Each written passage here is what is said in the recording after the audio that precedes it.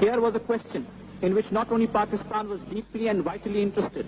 Here was a question which was also a matter of life and death for the 5 million people of Jammu and Kashmir. Here was a question which involved the peace and stability of Asia. But the Council was content with meeting, hearing parties and adjourning sine die. When, through the years, we warned the Security Council that the problem should be resolved before it led to an explosion, our warnings either went unheeded or were termed as empty threats. I again asked the members of the Assembly, what language is one supposed to speak? One wants to bring out the urgency of the situation and the grave dangers in its remaining unresolved. Pakistan made constructive proposals, such as the induction of a United Nations force pending a plebiscite, but nothing made India budge an inch. Nothing moved the primary organ of the United Nations into action. Such was the position of the Security Council. Outside the Council, from 1949 to this day, India has spurned every offer, rejected every suggestion, barred every avenue for a peaceful settlement of the dispute.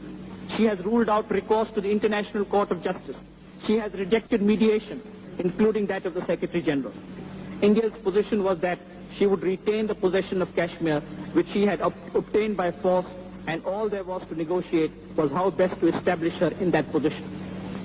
In these crucial times, when developments are taking place which might well prove decisive to the entire future of humanity, it is highly regrettable that China has been excluded so far from the United Nations.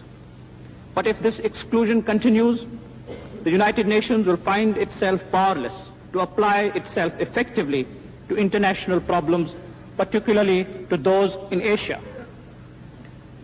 At a time when the need for strengthening the United Nations is advocated, it is ironical that the one logical and most important step in that direction, namely the seating of the representative of the People's Republic of China in this organization, the war of 1971 left in its trail much agony for large numbers of human beings.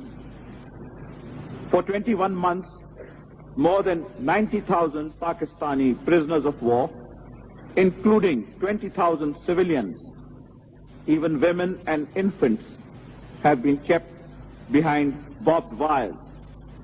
The non-Bengalis of Bangladesh have endured untold misery, and the Bengalis have remained stranded in Pakistan. The resolutions of the Security Council and the General Assembly, the Geneva Conventions, the Universal Declaration of Human Rights, and common decency clearly indicated the manner in which they were to be treated.